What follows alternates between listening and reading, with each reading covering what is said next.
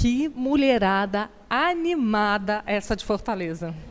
Que delícia, que prazer estar aqui com vocês. Já passei ontem, tive um jantar com as meninas, hoje passeei, ganhei presente, conversamos, trocamos experiências. Realmente é um privilégio do Senhor nós podemos estar juntas, né, como igreja, aprendendo um pouco mais sobre a palavra de Deus. Antes de começar, eu queria mostrar alguns livros para vocês. Já dei uma passadinha ali fora. Está de palpitar o coração. Muito livro bom. E eu espero que vocês sejam daquelas que compram e leem. Não daquelas que compram e expõem na estante, que guardam, mas que leiam. Eu queria mostrar para vocês esse.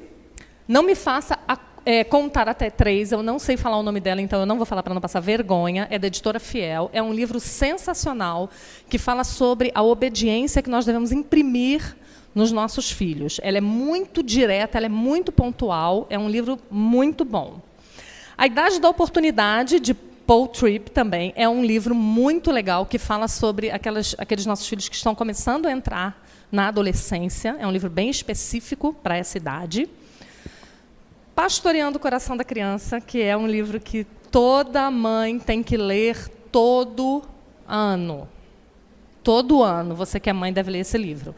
Ele nos ensina a educar os nossos filhos para além do comportamento, para além daquilo que é exterior, mas olhando para o coração deles. Também tem lá fora. E eu queria apresentar para vocês o meu livro. O que toda mãe gostaria de saber sobre disciplina bíblica, que é um livro que eu falo mais especificamente sobre o uso da vara. Né? É um livro mais prático. Né? Já tive muito problema por causa dele. Ainda vou ter mais um bocado, certamente. Mas nós não podemos abrir mão daquilo que é a nossa fé. E a vara não é literal, ou não é... palavras, a vara é literal na Bíblia. Né? Esse não é o tema, nós não vamos falar especificamente sobre isso, então vocês vão ter que ou comprar o livro ou me convidar de novo para falar sobre isso, mas a gente vai tocar em alguns pontos desse livro também, ele está lá fora, junto com outros livros maravilhosos. O tema que nós vamos abordar agora é criando meninos para a glória de Deus. Em seguida, nós vamos falar sobre criar meninas. E amanhã nós vamos falar do caráter da mulher piedosa na sociedade e na família. Né? Nós vamos falar mais especificamente sobre nossa vocação. Como o pastor começou dizendo, nós estamos vivendo uma guerra. Né? Eu acho que a igreja sempre viveu guerras parecidas, né? Em prol da verdade. E nos nossos dias, nós estamos tendo que lutar pelo óbvio. Né? Nós estamos tendo que... o pensador, o filósofo Chesterton já dizia isso. Né? Um dia nós vamos ter que brigar para provar que a grama é verde. E é mais ou menos o que nós estamos tentando fazer hoje. Tentar dizer que menino é menino e que menina é menina, que menino tem características de menino e que meninas têm características de meninas. Né? Então, nós vamos falar um pouquinho sobre essa perspectiva bíblica e nós vamos falar um pouquinho também sobre como nós podemos imprimir isso conscientemente na vida dos nossos filhos. Não somente por causa do pecado como um todo, mas por causa da ideologia vigente nos nossos dias. Então, fazer isso propositivamente se torna uma necessidade ainda maior do que em outros tempos. Né? E a primeira coisa que a gente vai lembrar é que nós precisamos tirar da Bíblia, que é a nossa regra de fé e prática, tudo aquilo que vai ser padrão para nós. Então, não nos esqueçamos disso. Não sei quantas aqui, que são mais velhas como eu, se lembram da época que nós éramos chamadas de o povo do livro. Né? Por quê? Porque nós vivíamos, os crentes viviam de acordo com a Bíblia, andavam com ela embaixo do braço e ela era regra. Né? Então, nós precisamos voltar a isso. Tem um livro, um guia de estudo, eu não sei se tem lá fora, da Nancy Leigh DeMoss, chamado Mulheres, Verdadeira Feminilidade. E eu vou falar muito sobre esse livro aqui. Se você não tem esse livro, você deve ter. É um livro que você deve buscar ter. É um livrão grandão, assim, com várias lições para você estudar em grupo. E a Nancy Leigh DeMoss e mais uma autora chamada Mary Kaysen. E elas dizem que Deus ele tem um design exclusivo, um projeto exclusivo para o homem e para a mulher, que são totalmente diferentes. E elas dizem assim no livro delas: o movimento de emancipação feminina repudiou a ideia de que Deus tem um plano específico para as mulheres. Esse movimento afirmava que tínhamos o direito de definir o que era ser mulher. Você vê, o movimento começou dizendo que você tinha o direito de dizer o que era ser mulher. Agora eles estão dizendo que você também tem o direito de decidir se você é uma mulher que é um homem ou se você é um homem que é uma mulher. Você está vendo como as coisas são progressivas, né? Para o mal. Ensinou-nos a crer que nossas vidas e as escolhas que fazemos são única e exclusivamente da nossa conta. Levou-nos a achar que as diferenças entre homens e mulheres não são tão importantes assim e que podemos escolher arbitrariamente o nosso papel e definir o conceito de feminilidade. Então, a desgraça que nós temos hoje começou por causa desse pensamento feminista, da mulher poder redefinir o seu papel, de dizer que na família nós não temos papéis específicos. Nós vamos falar um pouquinho mais sobre isso amanhã. A Bíblia, ao contrário, nos ensina que não cabe a nós definir o que é a feminilidade ou o que é a masculinidade, pois foi Deus que nos criou com propósitos diferentes e muito específicos e citados na Bíblia. Nós vamos ver isso, né? Então, Deus tem esse direito porque Ele é o Criador. E não só porque Ele criou e porque Ele criou dessa forma, mas porque também Ele deixou registrado como deveria ser. Gênesis, abra aí comigo. Gênesis capítulo 1, de 26 a 27, 26 e 27... diz assim: também disse Deus, façamos o homem à nossa imagem, conforme a nossa semelhança. Tinha ele domínio sobre os peixes do mar, sobre as aves do céu, sobre os animais domésticos, sobre toda a terra e sobre todos os répteis que rastejam pela terra.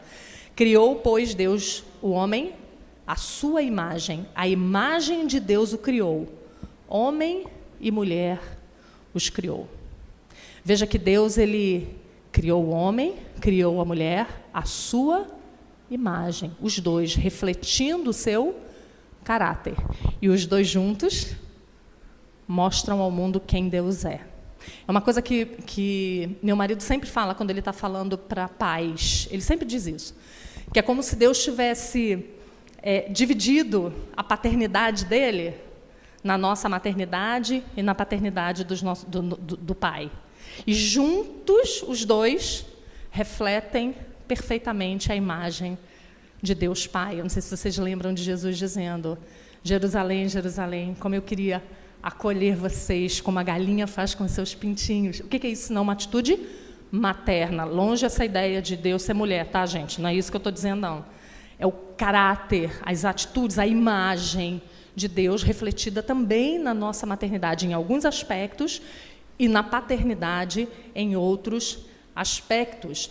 Então, quando o texto que nós lemos diz façamos o homem, o que está indicando ali é que o ato que estava sendo feito era um ato deliberado e planejado. Deus não fez o homem e vamos ver no que dá, e fez a mulher, vamos ver no que dá. Não, ele tinha especificidades para cada um deles. E aí, como a gente está falando de criação de meninos, a gente precisa se lembrar que a infância deve ter como alvo a preparação para a vida adulta. Afinal de contas, nós passamos mais tempo como adultos do que como crianças, não é verdade? Se você viver aí, sei lá, 70 anos, 12 você vai ser criança. Você vai te sobrar 58 anos de adulto. Então, quando nós temos filhos, e deixa eu falar para você, eu sei que tem muita moça solteira aqui, ainda. Então, isso é uma lição para que você já vá pensando, lendo a respeito, para quando você tiver seus filhos. Agora, isso também é uma releitura da criação que você teve. do que seu noivo teve. Coisas que ele talvez tenha deixado de aprender e que hoje é problema no relacionamento de vocês ou no seu casamento. Né? Então, as coisas que a gente vai falar aqui, baseadas na palavra de Deus, não tem só a ver com criar os nossos filhos. Tem a ver com a verdade do Evangelho. Porque toda a verdade que está na Escritura é a verdade do Evangelho. Se resume em Cristo. Todas as verdades. Como você usa a sua feminilidade, as roupas que você veste, tudo isso tem a ver com o Evangelho. Por que tem a ver com o Evangelho? Porque está na Bíblia. E a Bíblia revela Cristo e revela o Evangelho. Então, isso é importante para você também, que não tem mais filhos, que nunca vai ter filhos, que já criou seus filhos. Por quê? Porque é a verdade de Deus. Então, se é assim, né, a infância é uma preparação para a vida adulta, nós precisamos agir deliberadamente, investindo nessas crianças.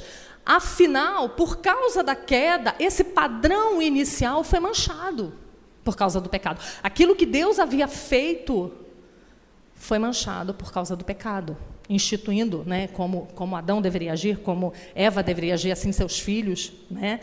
Então, nós precisamos formar os nossos meninos para serem homens.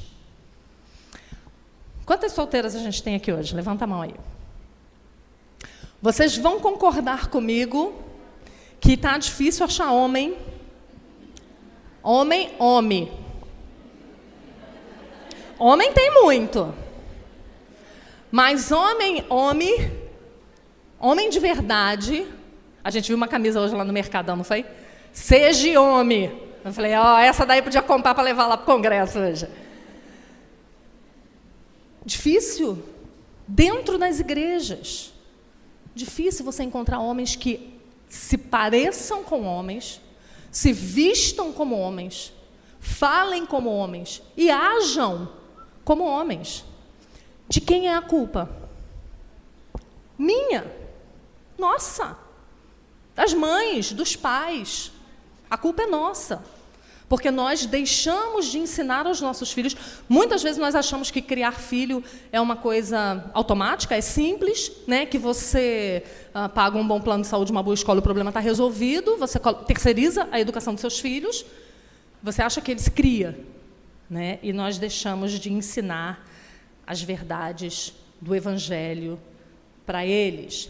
Então, falar sobre isso nos nossos dias parece até uma coisa estranha. Falar sobre masculinidade bíblica, hoje em dia, às vezes até dentro da igreja, é difícil, porque podemos ser mal interpretadas. Tem um livro, eu também não sei se tem lá fora, chamado Futuros Homens, que é um livro que vocês deveriam ler. É um livro sensacional, de Douglas Wilson, da editora Cleary.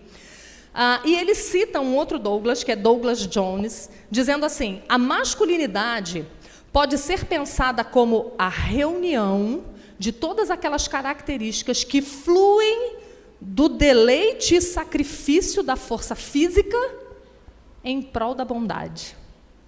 Eu acho isso tão lindo, porque demonstra aquilo que o homem é, forte, viril, mas em Cristo, bondoso, gentil e cuidadoso. Isso é a masculinidade bíblica, porque também tem esse problema, tem aquelas distorções, né?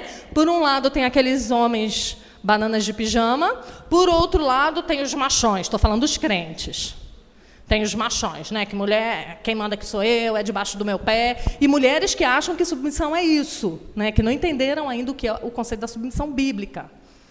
Então, existem essas distorções. Então, quando nós não entendemos exatamente o que a Bíblia diz, ou a gente cai para efeminação, ou a gente cai para o machista rude, grosseiro. E não é nenhuma coisa nem outra. Quem é a imagem do marido na Bíblia? Cristo. E como Cristo trata a sua noiva? Esse é o modelo. Esse é o padrão. É por aí que nós devemos seguir.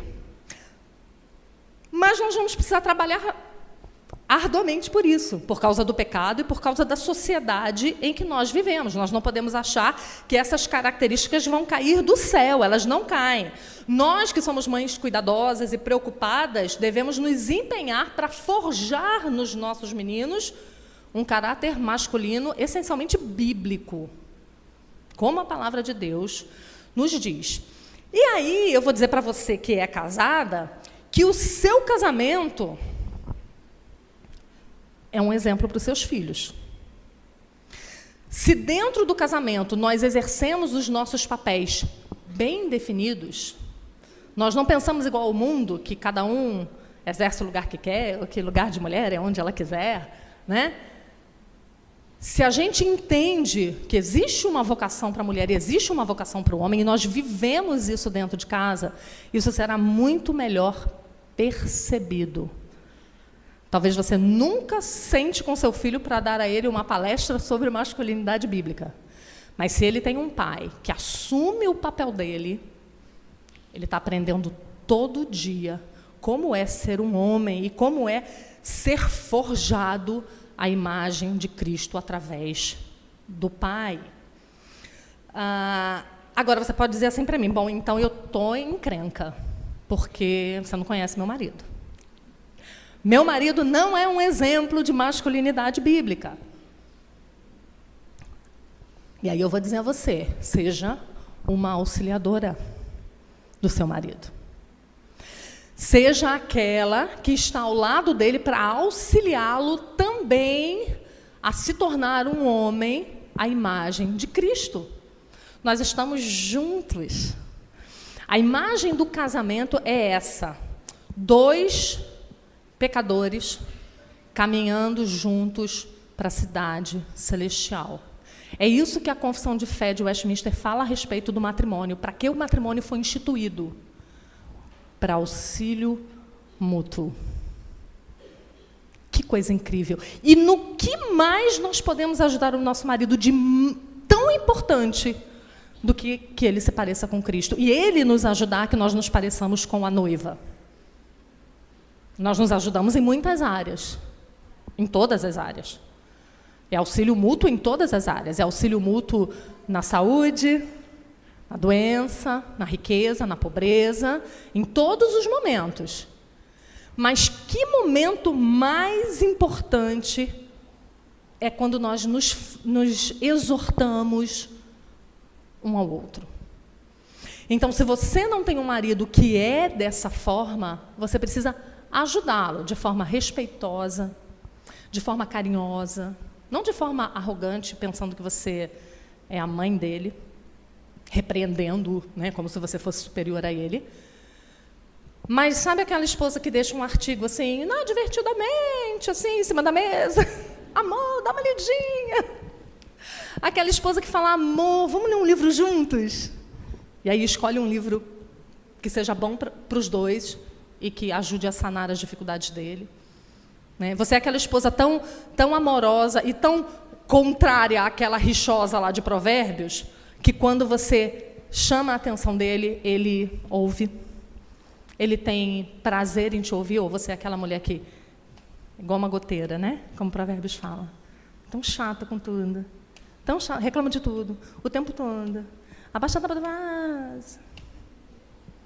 Tranca a porta, não esquece a chave do carro, olha a carteira, atende o celular, reclama de tudo, tudo. E aí, quando você vai falar de uma coisa muito importante, marido tem essa arte, né? Eles têm, não sei se vocês já viram, eles têm um botãozinho aqui, ó, escondido, eles fazem assim, ó, off.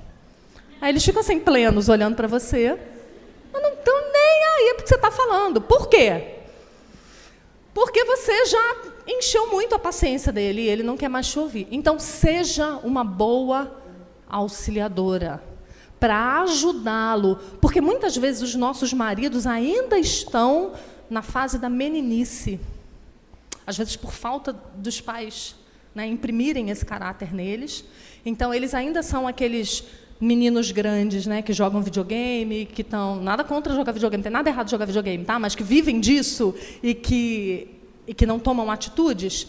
E você quer tomar atitude por eles ou você quer botar o dedo na cara deles. Então, você precisa ajudá-lo sendo uma boa auxiliadora.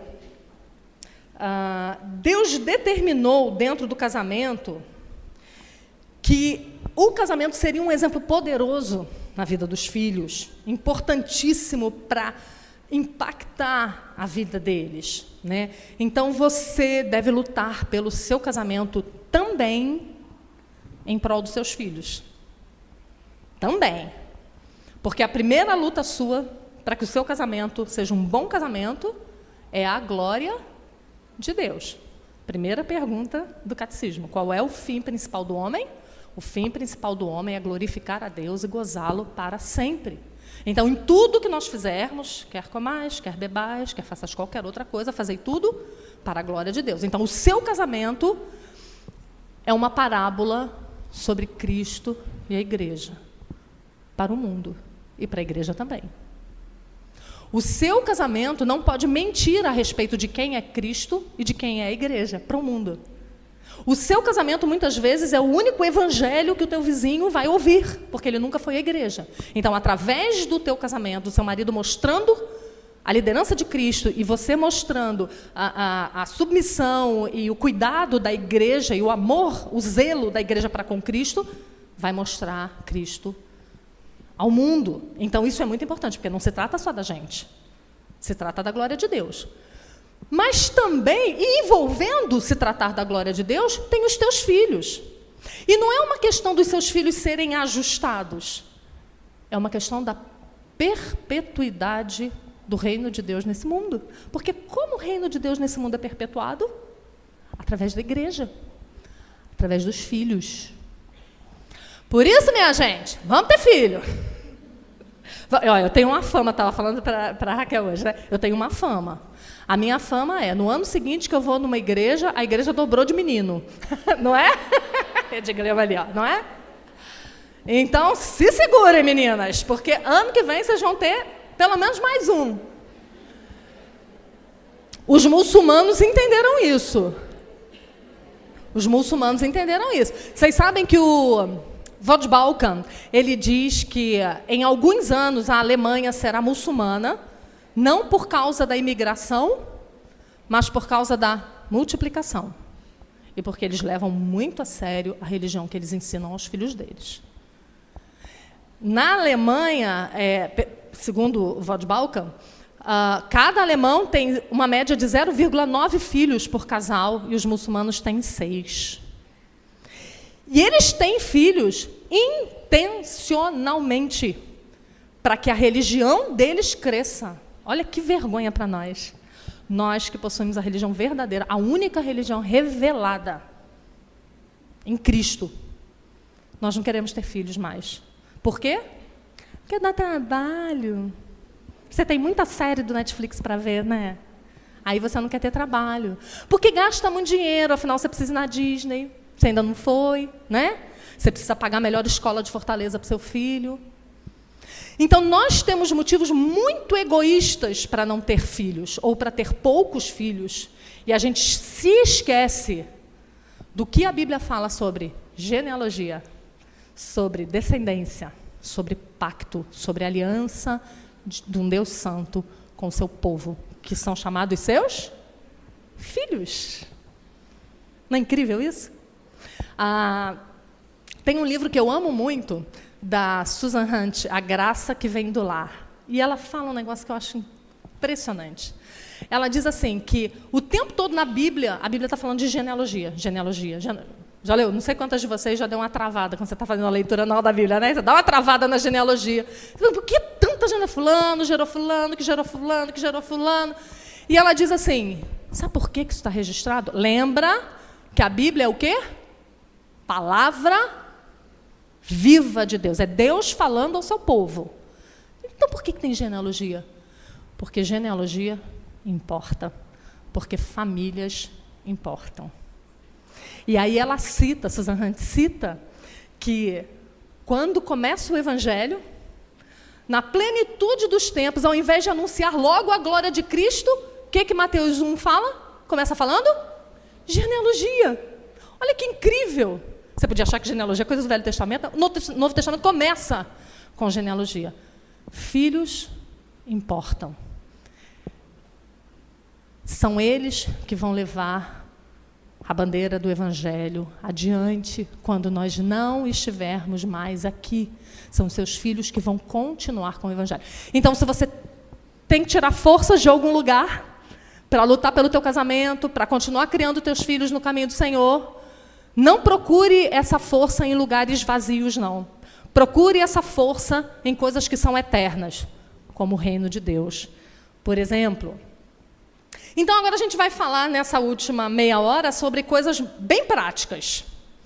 E eu separei algumas, certamente tem outras, mas eu vou citar algumas sobre criar filhos homens. Em primeiro lugar, ensine seu filho a se vestir como homem. Tá difícil, coleguinha? Tá difícil. Vai num magazine qualquer e vai na seção masculina para você tentar achar roupa de homem. Difícil. E isso já atinge as crianças.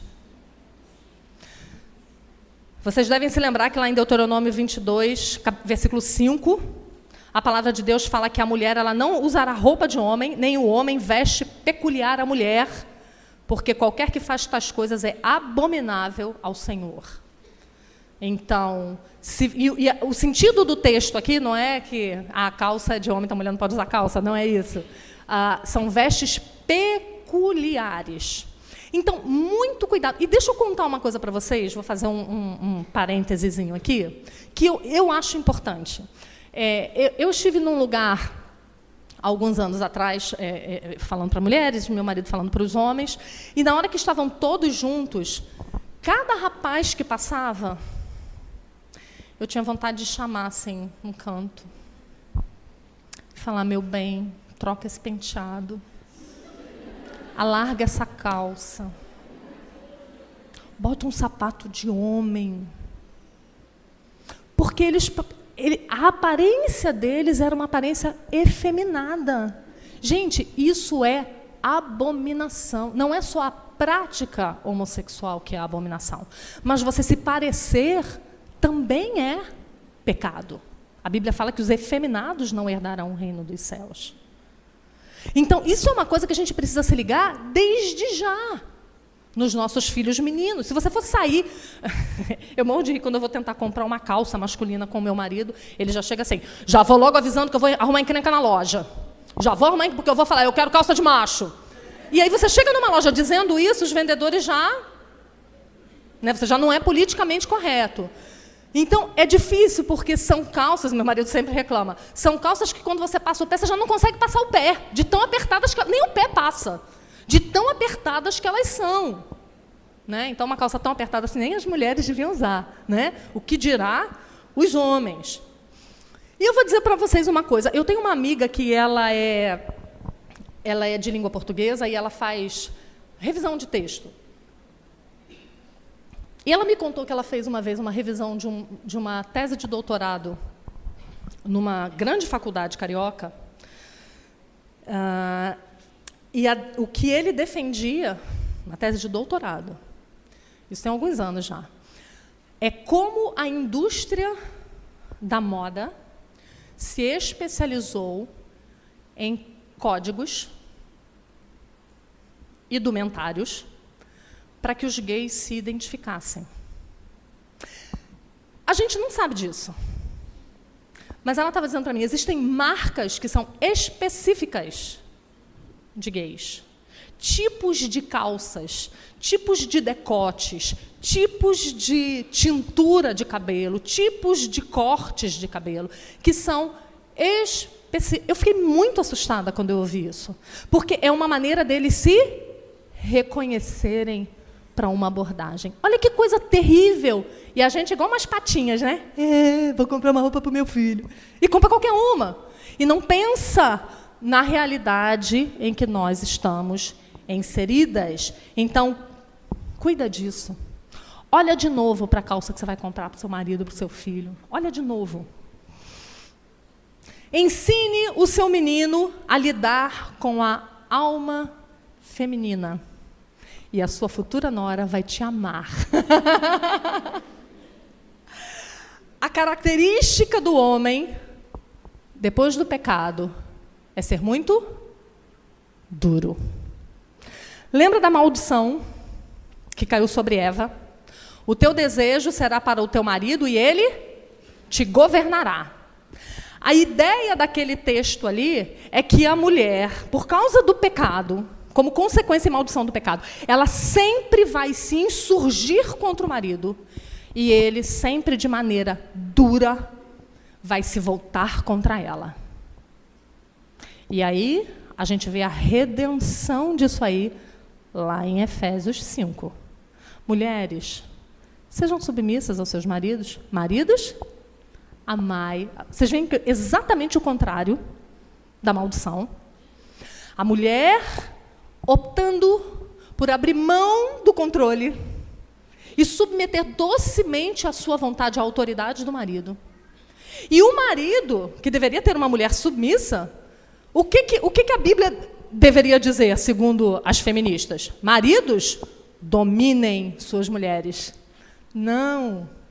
A Bíblia fala, maridos, amem. E qual é o modelo de amor? Cristo. Aquele que morre para proteger e para salvar a sua noiva.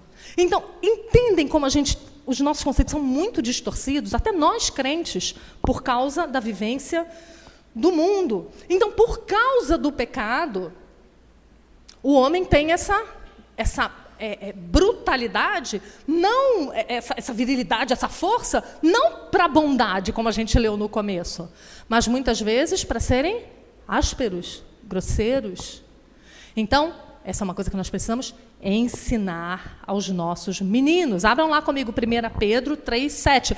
Lembra que a gente falou no começo que a gente está treinando as nossas crianças para serem adultos?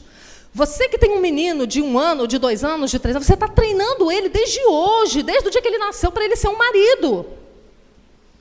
Você está preparando ele para entregar de bandeja para uma linda moça que vai chegar um dia e vai se casar com ele. Você está treinando hoje.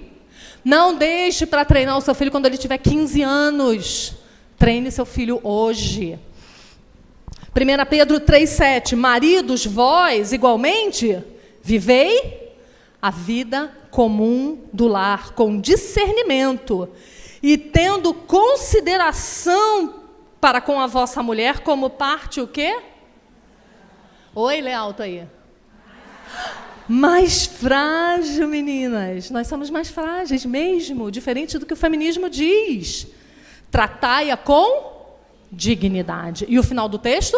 Para que não se interrompam as vossas orações. Olha que coisa! Deus está dizendo aos homens, trata a parte mais frágil com doçura, com dignidade. Vive ali a vida comum do lar, se integra na vida da tua família, para que as suas orações não sejam interrompidas. Então você precisa ensinar isso ao seu filho. Então, se você deseja que o seu filho seja como este marido descrito nas Escrituras, comece a desenvolver essas qualidades nele quando pequeno. Ele jamais saberá como tratar a esposa dele com discernimento e consideração, se ele não vir você sendo tratada assim pelo seu marido, e se você não for aquela que é a primeira mulher com a qual ele convive, se você não for exemplo para ele. E se você não trabalhar conscientemente nisso. Estabeleça um relacionamento forte com ele, de amor, de respeito, de amizade, para que ele aprenda a conhecer como a mulher é diferente do homem.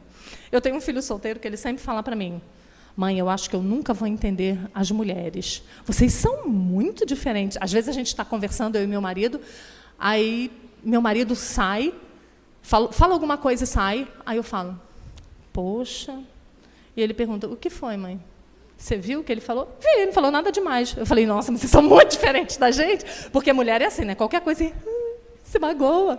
E homem não, homem está falando normalmente. Então, a gente precisa ensinar essas minúcias do coração da mulher. E a melhor forma de fazer isso é você tendo acesso ao coração dele.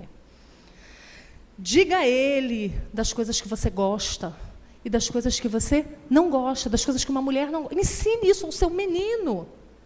Eu me lembro quantas e quantas vezes eu estava largada na cama com cólica e meus meninos chegavam no quarto falando alto e Oreb dizia: shh, fala baixo, mamãe está com cólica. E aí eles perguntavam: o que é isso? É um momento da vida da mulher que ela precisa ganhar chocolates. E eu sempre que podia chamava eles e falava: olha, isso eles tinham 3 anos, 4 anos, eu sempre fazia isso. Eu falava: meu filho, quando você casar e a sua mulher disser essa palavra, guarda essa palavra, cólica.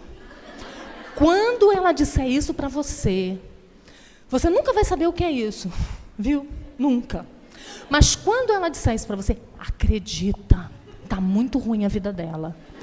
Cuida dela, lava a louça para ela, compra chocolate para ela. Gente, minhas noras me amam, porque meus filhos dão chocolate para elas.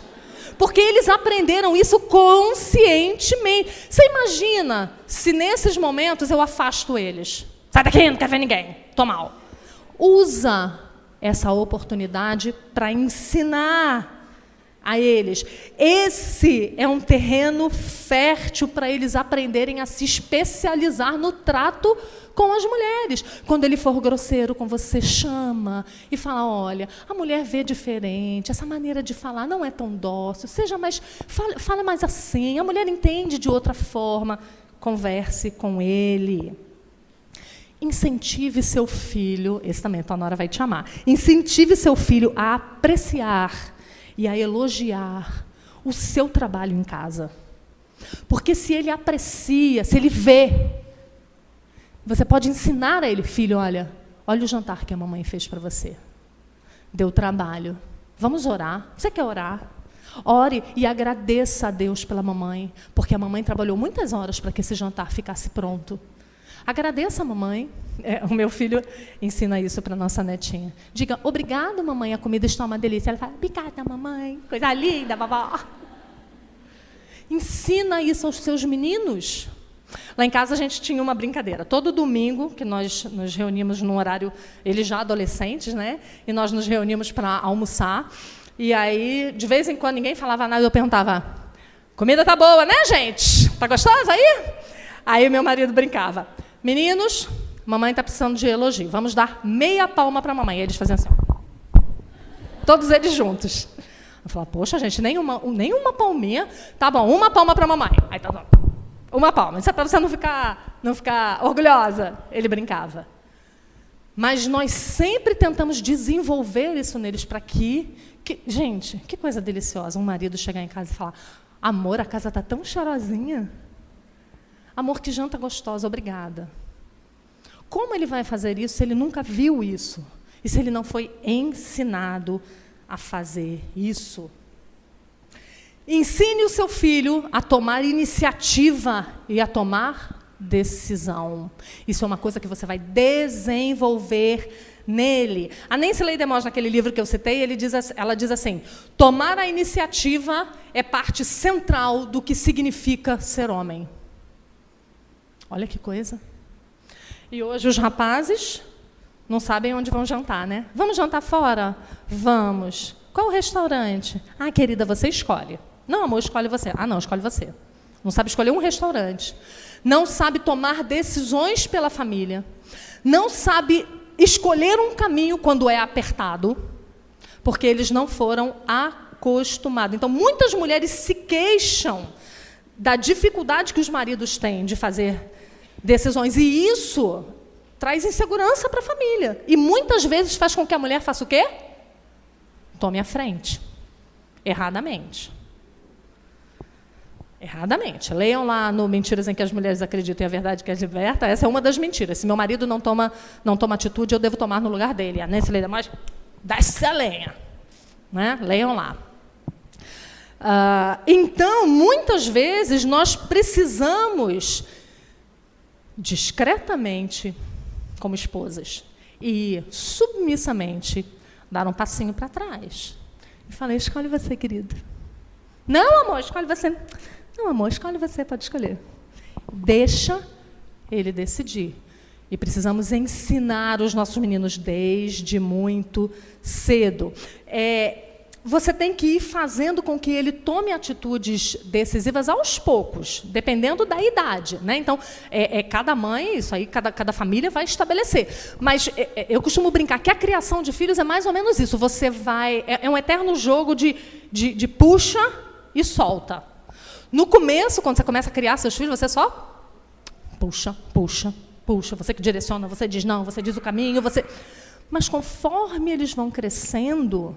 Principalmente os meninos, mais ainda, você tem que começar a ir soltando para que eles façam escolhas e se responsabilizem pelas consequências das escolhas deles. E isso você vai fazendo aos poucos. Algumas coisas você já vai poder fazer, por exemplo, lá em casa, quando eles começaram a entrar na adolescência, a gente já tinha uma combinação entre nós. Eles diziam, mãe, amanhã vai ter alguma coisa importante, não sei aonde, eu queria faltar a aula amanhã para resolver isso. E eu perguntava, você pode? Você tem domínio? Você tem rédea suficiente da tua vida escolar para faltar aula amanhã? Se você julga que você pode, você vai decidir. Então, eu comecei a deixar que eles decidissem, por exemplo, se eles iam no aniversário, ficar até mais tarde, conseguir levantar cedo na manhã seguinte. Então, a gente tinha um combinado. Eles acordavam sozinhos. Gente, meninas, nem está na palestra, esqueci disso, vou ter que anotar aqui para não esquecer na próxima. Não fiquem acordando os seus filhos homens, deixa eles acordarem sozinhos. Olha, essa é uma das queixas que eu mais ouço das esposas. Eu praticamente tenho que empurrar meu marido da cama de manhã, porque ele não acorda. Sabe por que ele não acorda? Porque ele sabe que alguém vai acordar ele. Ele sabe que alguém vai estar ali para cumprir a responsabilidade que é dele.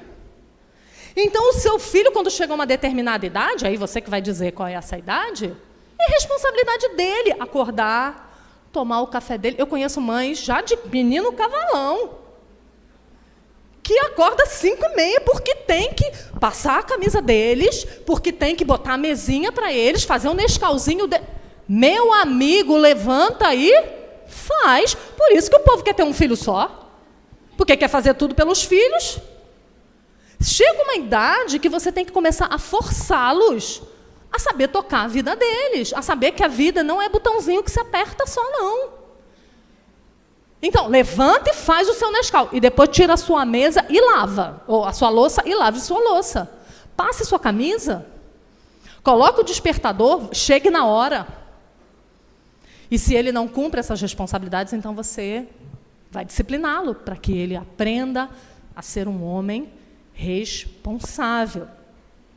Ensine o seu menino a ser um líder. E isso é uma coisa que a gente tem que lembrar. Todo homem é um líder. Eles já nasceram para isso. Eu não sei em que esfera ele vai ser líder. Mas no lar, certamente. E vamos nos lembrar que o celibato é uma exceção. Então, a grande maioria vai se casar.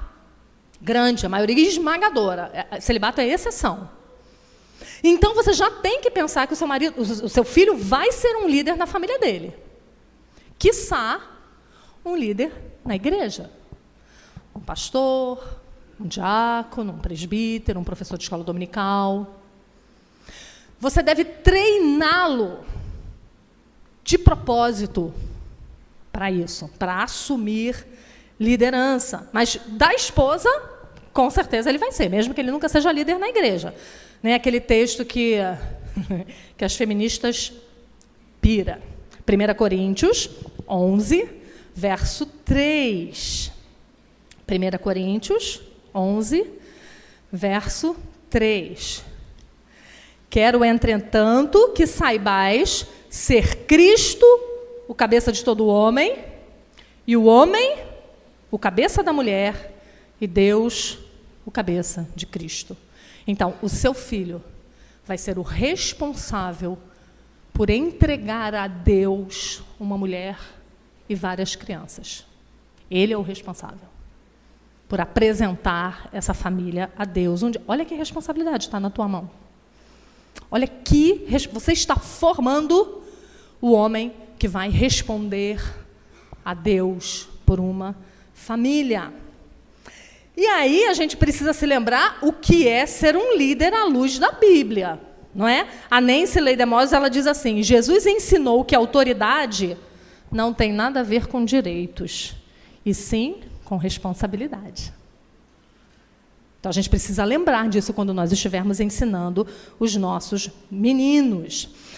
Nós devemos dar responsabilidades e tarefas cada vez mais complexas para eles, tipo pedir que eles cuidem dos irmãos menores, pedir que eles definam quanto tempo eles podem brincar ou estudar. Você não tem que fazer isso por ele o tempo todo, conforme ele vai crescendo. Ele precisa aprender a se responsabilizar por isso.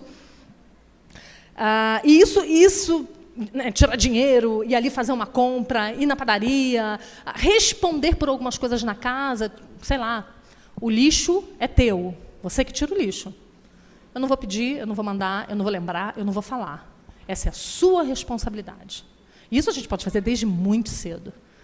E quem não cumpre as suas responsabilidades, colhem consequências. Então, uma maneira de você ensinar o seu filho a ser um bom líder que cumpra as responsabilidades dele é quando ele não cumpri-las, ele ser cobrado por isso, né? E ser disciplinado por causa disso.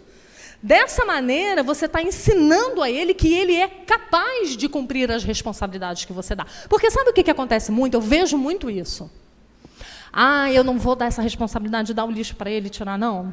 Porque terça-feira é dia de lixo. No sábado o lixo vai estar aqui e vai dar larva. Porque ele vai esquecer. Ele vai esquecer uma vez, 2 vezes, 3 vezes. Mas ninguém aguenta apanhar 3 vezes por causa de um lixo, não. Na 4ª ele vai lembrar. Vocês entendem que as falhas deles em cumprir a responsabilidade que você dá é uma oportunidade, não para que você fale, ele não tem jeito mesmo, é muito irresponsável mesmo. Não. Você vai trabalhar nessas falhas que ele apresenta para que ele aprenda a ter responsabilidade. Isso vai fazer com que ele confie que ele é capaz. Ele mesmo. Quantos homens vocês conhecem que não confiam na própria capacidade de liderança? É triste, né? Você vê um marmanjão grande, barbado, com medo de liderar, não sabe liderar, porque não foram treinados para isso, né? Então, incentive-o quando ele tiver sucesso naquilo que ele fez. Ajude-o a caminhar quando ele falhar. Diz onde ele errou e continue delegando responsabilidade. Eu conheço mães que nunca deram um cartão para o menino ir ali pagar uma conta, porque ele vai perder o cartão, ele vai sumir com o cartão. Tá bom, gente, se ele perder, o mundo não acaba, é só o cartão, não é teu filho que você perdeu, é o cartão. Você vai lá, cancela e faz outro. Mas ensina seu filho a mexer com essas coisas, né? Isso significa que quando ele for ficando mais velho, você vai ter que aprender a também respeitar algumas decisões deles, claro. Nós estamos falando de coisas pecaminosas, né? Mas nós estamos falando de escolhas, né? Mas nós precisamos nos lembrar que o modelo de liderança é Cristo. Não podemos deixar confundir na cabeça dos nossos filhos autoritarismo com autoridade, né? Com tirania. Ensine seu filho a não dar desculpas.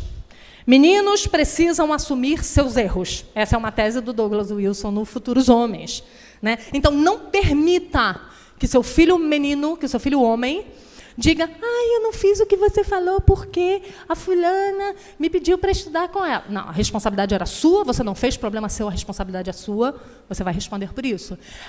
Eu não fiz porque acabou a luz. Eu não fiz, sempre com uma desculpa para não ter feito aquilo que ele necessitava fazer. Não troquei a lâmpada porque eu não achei a escada, né? Como homem, ele vai precisar achar soluções. Não achou a escada, meu bem? Sobe no banco. Dá teu jeito, mas cumpre a responsabilidade que te foi delegada. Ensine seu filho a lidar com o dinheiro. Muitos casamentos já começam fracassando por causa disso. Porque os homens têm dificuldade de lidar com o dinheiro, de ter perspectiva correta acerca do dinheiro, né? E aí a gente vai ter que rever como é que é a visão da nossa família em relação ao dinheiro, se nós vivemos aquilo que a Bíblia fala sobre dinheiro. Isso independe de sermos ricos ou de sermos pobres, né? Independe da nossa situação. Nós precisamos ensinar nossos filhos a lidar de forma santa e sábia com aquilo que Deus nos deu. É muito? Ensine-o a lidar com muito, de forma santa. É pouco? Ensine-o a lidar com pouco, de forma santa. Eles vão precisar ser guiados na escolha de uma profissão, ensinados a como gastar o dinheiro que eles vão ganhar, né? Eles vão precisar aprender já desde cedo. Como é que eles gastam, por exemplo, o dinheiro que eles ganham de aniversário da avó? Isso é uma oportunidade de você ensiná-lo a lidar com o dinheiro com responsabilidade, tirando dízimo, dando uma oferta, não gastando com besteira, fazendo uma poupança. Gente, quando que a gente ensina isso para um filho?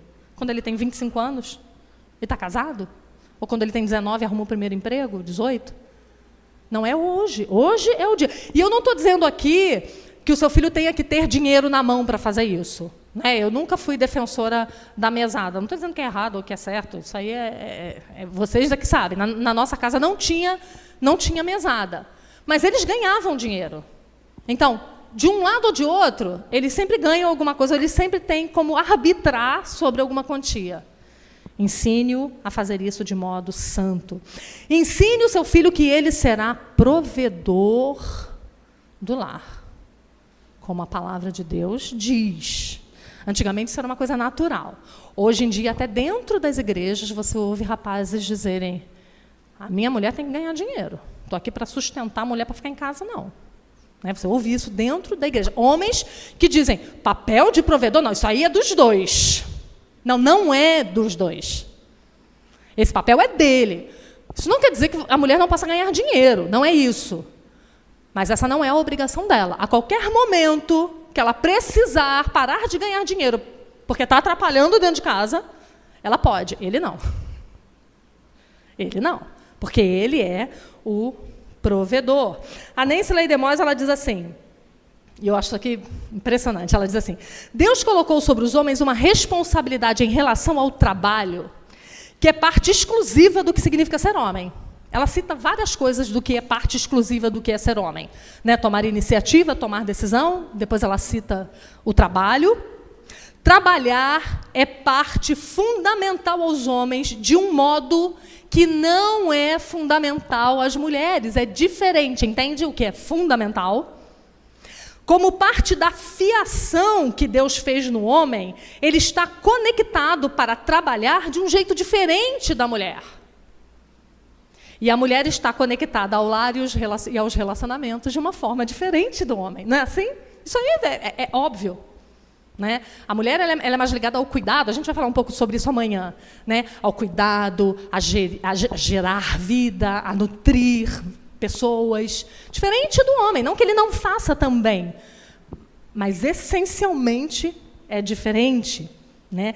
Então diga a ele desde cedo que ele será o responsável por prover as necessidades da família dele, que ele precisa estudar, porque ele vai precisar manter uma família e filhos, que ele vai ser o responsável pelo sustento. E diga a ele o quanto essa tarefa é gloriosa, o quanto é honroso tirar uma moça da casa dos pais e dar conforto a ela, e cuidar dela, e dar uma boa vida para ela. Ensine-o como a sua responsabilidade de homem em prover de modo altruístico as necessidades da família espelha Cristo. Não é Cristo que provê todas as nossas necessidades? É um espelho para a família, o quanto ele cuida. Aí Efésios 5:29 diz, né? Porque ninguém jamais odiou a própria carne, antes a alimenta e dela cuida, como também Cristo o faz com a igreja. E aí a Nancy Leigh DeMoss, ela diz assim, olha que coisa linda, dá vontade de chorar. Ela diz assim, alimentar é fortalecer.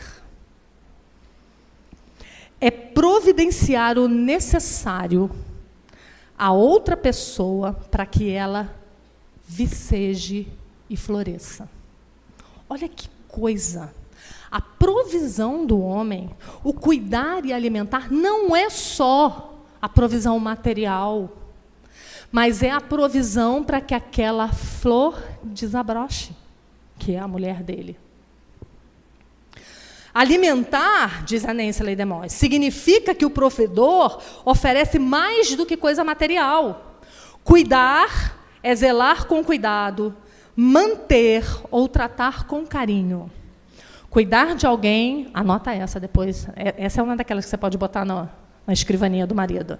Cuidar de alguém significa mostrar interesse pessoal e atentar para a sua proteção.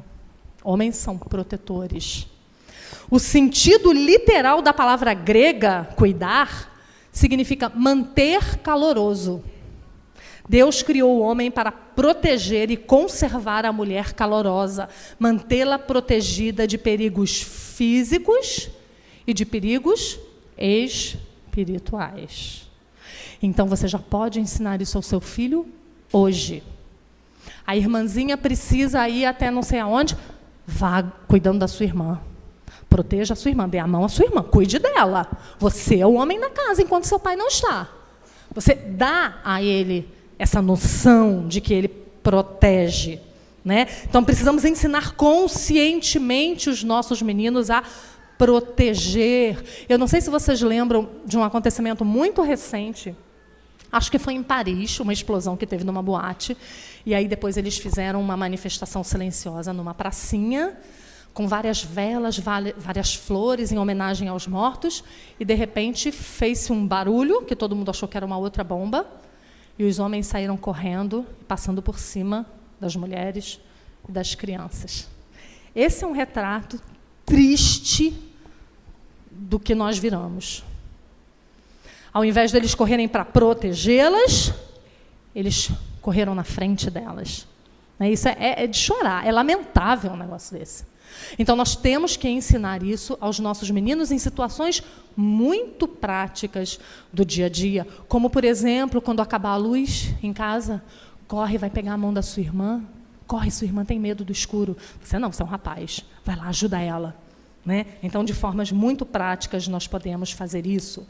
Ensine o seu filho a ficar com a pior parte. Ensine o seu menino a ser um cavalheiro, a pegar o menor pedaço de bife, a deixar o suco gelado para você, mamãe, e para a irmãzinha dele, para a vovó dele, para a tia. Ensina ele a fazer isso. Eu tenho um filho de uma amiga minha que ela ensinou a ele a que sempre que eles moram num prédio, a que sempre ele deveria se colocar do lado da porta do elevador e segurar, para que as mulheres entrassem. Então, ele era um piquititico desse tamaninho, e ele já ficava lá segurando, falava, pode entrar, titia. Coisa mais linda. O que ele estava fazendo? Ele estava dando a vez, dando a frente, ficando com o pior. Ele não era o primeiro a entrar, ele era o último. Esses dias também, algum tempo atrás, eu estive numa casa com uma amiga minha, que tem 7 filhos.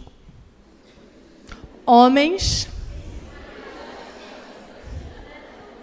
Não sei se vocês conhecem ela, gente. Ela é de Recife. Ela é americana, mas é de Recife. Minha amiga, Lia Lehman.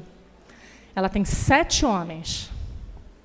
Ela tem 7 cavalheiros perfeitos. Se você disser isso para ela, ela vai dizer, não é. Você precisa ir na minha casa. Não são perfeitos. Eu falo, eu sei que não são perfeitos. Os meus também não são. Eu também não sou. Né? Mas quando você convive com eles, é aquele menino de 8 anos que você está num almoço com várias pessoas, quando diz, todos podem ir à mesa, e vocês se dão um controncão, ele diz, desculpa, tia, pode ir. Porque ela ensina, ela e o marido dela ensinam isso para eles. Fique para depois. Deixa todo mundo comer, se sobrar, você vai lá. Lava os pratos, recolhe tudo. Faz no lugar da tua irmã, faz no meu lugar. Ao invés de ser criado como um reizinho que tem tudo, inclusive os pais aos seus pés, ele deve aprender a servir.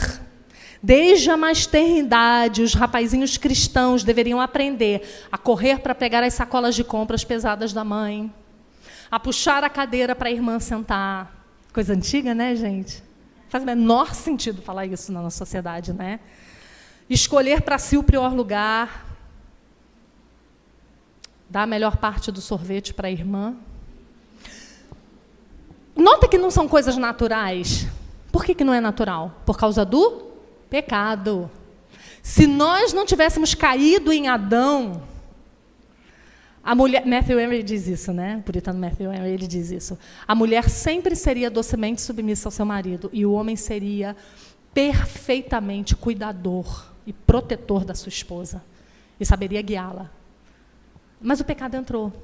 Então agora nós temos que lutar contra a nossa própria natureza. Então, não permita que os seus meninos sejam servidos o tempo todo. Ensine a ele a bênção de servir aos outros com o trabalho braçal e sacrificial. Ah, mas a minha irmã já foi dormir. Mas tu és o homem da casa. Então, fique até mais tarde terminando as coisas. Porque você é homem.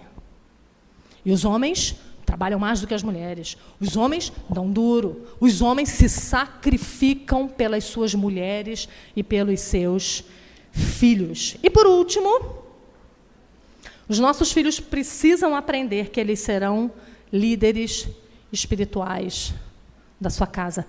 Diga isso a ele, que ele vai ser o pastor do lar dele. Então, incentive o seu filho a ler a Bíblia, a ler bons livros. Treine-o para isso, ajude a desenvolver esses bons hábitos, porque ele será o sacerdote da sua família. Seu filho precisa ter a noção, desde cedo, que ele vai trabalhar como agente santificador da mulher dele e dos filhos dele. Depende dele.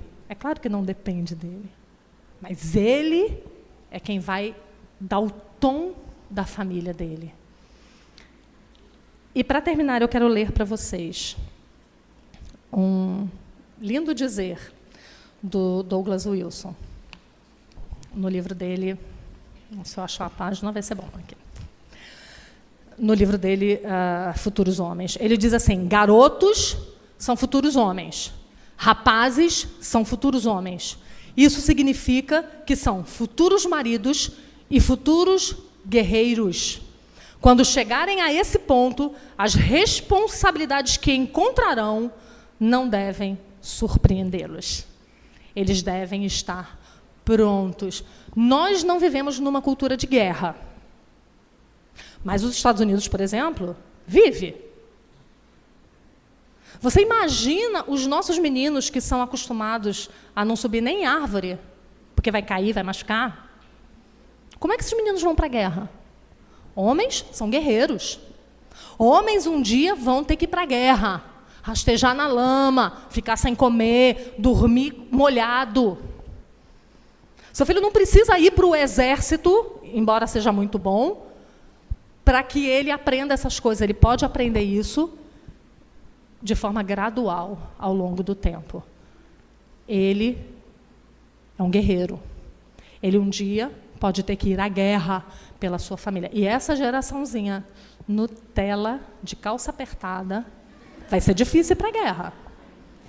Vai ser difícil ir para a guerra.